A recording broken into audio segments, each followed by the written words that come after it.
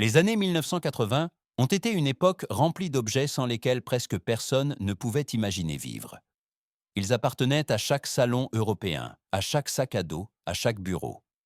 Aujourd'hui, ils ressemblent aux vestiges d'un monde révolu depuis longtemps. Mais ceux qui étaient jeunes à l'époque se souviennent encore exactement du sentiment que la technologie n'était pas une évidence, mais un petit miracle. Dans cette vidéo, nous revenons sur les 10 objets du quotidien les plus connus qui étaient autrefois indispensables et que presque personne n'utilise plus aujourd'hui. Commençons par un appareil qui réunissait des familles entières devant la télévision. Vénuacien, magnétoscope, enregistreur vidéo. Dans les années 80, le magnétoscope était plus qu'un simple appareil technique. C'était le cœur de nombreux salons européens, la clé de soirées cinéma que l'on n'aurait jamais vécues autrement. À l'époque, il n'y avait pas de médiathèque, pas de streaming et aucun moyen de regarder une émission manquée plus tard. Si l'on voulait enregistrer quelque chose, il fallait appuyer sur enregistrement à temps et espérer que la bande ne se bloque pas. La qualité d'image était souvent capricieuse. Les bandes de tracking apparaissaient toujours au moment le plus excitant et le rembobinage semblait durer une éternité. Malgré tout, chaque moment paraissait significatif. Un magnétoscope transformait une soirée ordinaire en quelque chose de spécial, car on décidait consciemment ce que l'on voulait regarder et on libérait du temps pour cela. Avec l'avènement des DVD et finalement du streaming numérique, les magnétoscopes ont presque disparu du jour au lendemain. Mais pour beaucoup, ils restent un symbole d'une époque plus calme, où le divertissement était une expérience partagée et pas seulement un clic sur l'écran. 2. Walkman, lecteur de cassettes portables. Le Walkman a changé la façon dont les gens vivaient la musique dans les années 80. Pour la première fois, on pouvait emporter ses chansons préférées partout et la sensation de marcher dans les rues avec des écouteurs était presque plus excitante que la musique elle-même. Les mixtapes faites maison, où chaque titre était soigneusement choisi, étaient d'où particulièrement populaires. Mais cette nouvelle liberté n'était pas parfaite.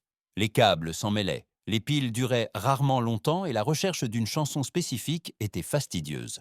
Malgré tout, le Walkman donnait l'impression d'être un petit miracle, un morceau de liberté personnelle dans la poche. Avec l'avènement de la musique numérique, il a lentement disparu de la vie quotidienne, mais reste à ce jour un symbole d'une époque où la musique était encore écoutée consciemment.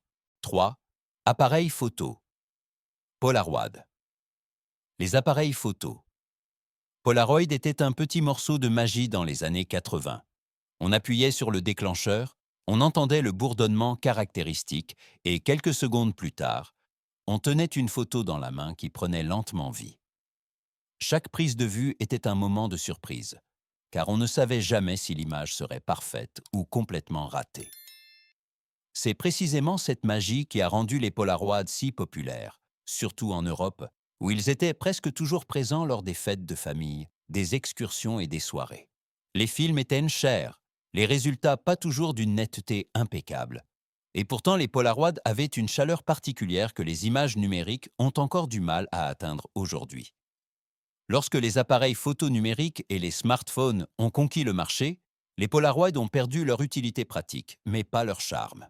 Pour beaucoup, ils restent un symbole de souvenirs spontanés et d'une époque où les photos étaient encore quelque chose de tangible. 4. Télécopieurs. Dans les années 80, les télécopieurs étaient l'épine dorsale de nombreux bureaux et même de certains foyers. Quiconque devait envoyer un document important le glissait simplement dans l'appareil, appuyait sur Envoyer et écoutait le sifflement et le bourdonnement caractéristiques qui ressemblaient de presque à une formule magique technique. Pour les entreprises, le fax était un véritable progrès, car pour la première fois, les documents pouvaient être transmis presque en temps réel. Mais aussi fiables qu'ils devaient être, ils ne fonctionnaient pas toujours.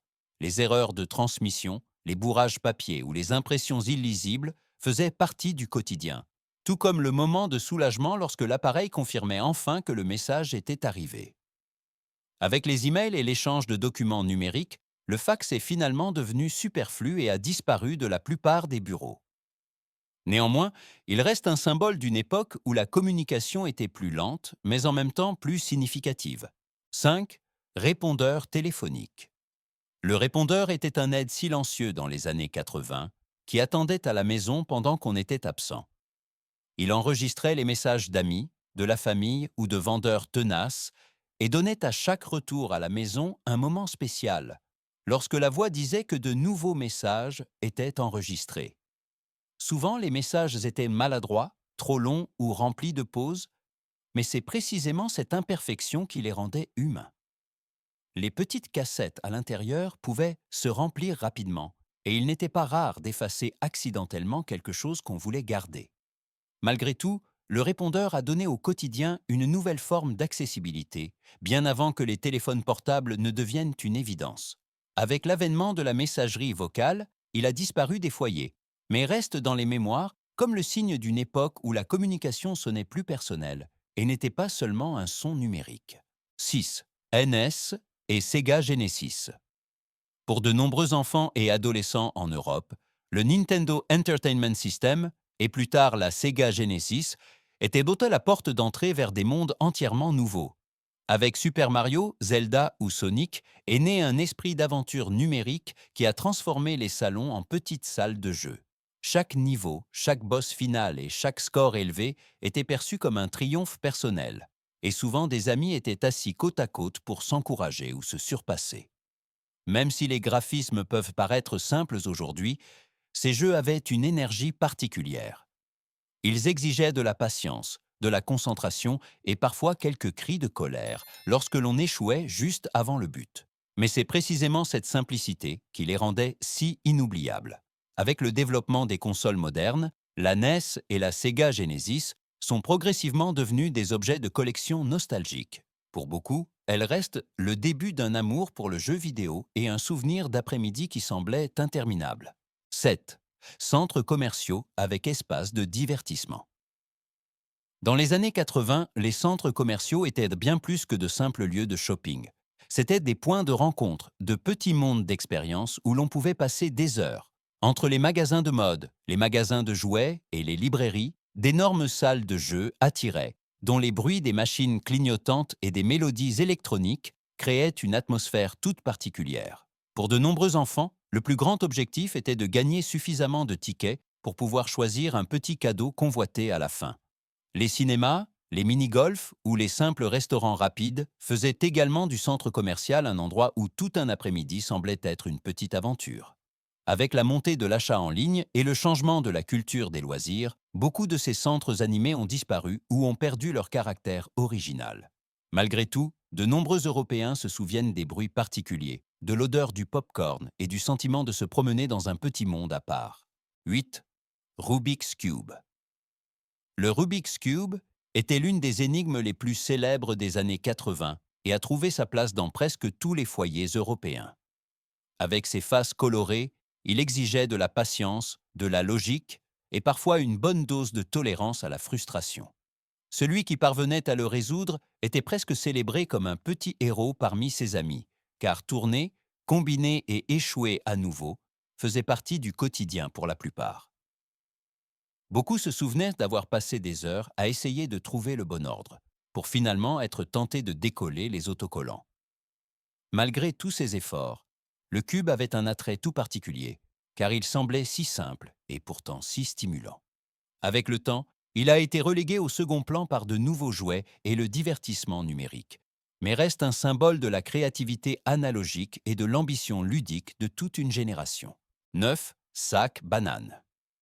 Dans les années 80, les sacs bananes étaient pour de nombreux Européens l'incarnation de la mode pratique au quotidien. Ils étaient ajustés à la taille, laissaient les mains libres et offraient juste assez de place pour les clés, l'argent ou une petite carte. Pour les voyages, les parcs d'attractions ou les concerts, ils étaient presque indispensables, même si leur apparence n'était pas appréciée de tous. Malgré leur réputation plutôt douteuse en matière de mode, ils remplissaient leur fonction d'une manière incroyablement simple.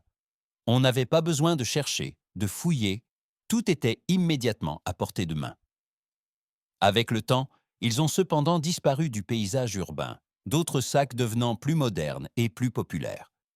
Il est intéressant de noter qu'ils font aujourd'hui un retour, réinterprétés et emballés de manière plus stylée, mais leur lien nostalgique avec les années 80 reste indéniable. 10. Album photo avec pochette en plastique. Les albums photos avec pochettes en plastique faisaient penser partie de presque tous les foyers européens dans les années 80. Ils conservaient les souvenirs d'anniversaires, de vacances et de fêtes de famille, et rendaient à chaque instant tangible. Insérer les photos dans les pochettes transparentes était presque un petit rituel où l'on regardait les images consciemment une fois de plus. Même si la qualité des photos pâlissait parfois ou que les pochettes se gondolaient avec le temps, ces albums avaient été quelque chose de chaleureux et de personnel. On ne feuilletait pas simplement des fichiers numériques, mais on tenait de vrais moments dans sa main. Avec le triomphe de la photographie numérique, les albums ont perdu leur utilité pratique. Mais en tant que support de souvenirs nostalgiques, ils restent uniques. Kiedy patrzymy wstecz na te przedmioty z lat 80., widzimy nie tylko starą technologię czy zapomniane trendy. Widzimy wspomnienia. Każda z tych rzeczy opowiada historię o czasach, w których życie było wolniejsze, a codzienne chwile były przeżywane bardziej świadomie. Magnetowid oznaczał wspólne wieczory filmowe. Walkman przynosił wolność do uszu, a prosty album na zdjęcia zatrzymywał to, czego nie chciało się stracić. Wiele z tych rzeczy stało się dziś zbędnych, wypartych przez szybsze, cyfrowe rozwiązania. Ale właśnie dlatego przypominają nam, jak cenne było poświęcenie czasu, posiadanie cierpliwości i odnajdywanie radości w małych, prostych rzeczach. Lata 80. były może technicznie ograniczone, ale były bogate w uczucia, w prawdziwe spotkania i w momenty, których nie można było usunąć jednym kliknięciem. Nawet jeśli już nie potrzebujemy tych przedmiotów, żyją one w naszych wspomnieniach. Są cichym dowodem na to, że postęp wiele zmienia, ale uczucie nostalgii nigdy nie znika.